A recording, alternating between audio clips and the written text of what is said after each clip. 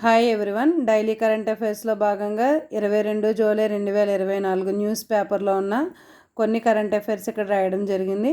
UN population fund India chief Andrea Wojnar నివేదిక భారతదేశంలో వృద్ధుల జనాభా 2050 నాటికి రెట్టింపు అవుతుంది. 2050 నాటికి దేశంలో 50% పట్టణాలు ఉంటాయి.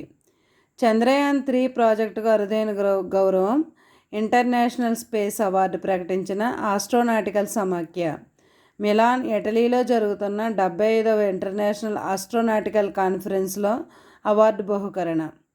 రాహుల్ గాంధీకి ఉమేన్ చాందీ పబ్లిక్ సర్వెంట్ అవార్డును బహుకరించిన కేరళ ప్రభుత్వం. బంగ్లాదేశ్లో ఆందోళన విరమించిన విద్యార్థి సంఘాలు. బంగ్లా స్వాతంత్ర పోరాటంలో పాల్గొన్న వారి వారసులకు ఇచ్చిన రిజర్వేషన్ను 30% నుండి 5%కి తగ్గించిన ఆ దేశ సుప్రీంకోర్టు. 93% ప్రతిభ ఆధారంగా ఉద్యోగాలు. 2% మైనార్టీలు, దివ్యాంగులు, ట్రాన్స్జెండర్లు కేటాయింపు. ప్యారిస్ ఒలింపిక్స్ భారత బృందానికి బీసీసీఐ ప్రోత్సాహకం 8.5 కోట్ల రూపాయలు.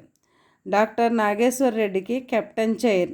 గ్యాస్ట్రోఎంట్రాలజీలో విశేష కృషికి గాను హాప్కిన్స్ విశ్వవిద్యాలయం అమెరికా గుర్తింపు. ఐఓసీ ఇండియన్ ఆయిల్ కార్పొరేషన్ ఆదాయ లక్ష్యం 2047 నాటికి 83 లక్షల కోట్లు. మల్టీ ఏజెన్సీ కమిటీ మ్యాక్ సమావేశం ఢిల్లీలో జరిగింది. నిఘా సంస్థలు ఐబీ, రా ఎక్సెట్రా సంస్థల సమావేశం ఇందులో. అంతర్జాతీయ టెన్నిస్ హాల్ ఆఫ్ ఫేమ్లో Leander Paes, Amritraj. World economic forum WEF report global gender gaps. భారత ర్యాంకు 129.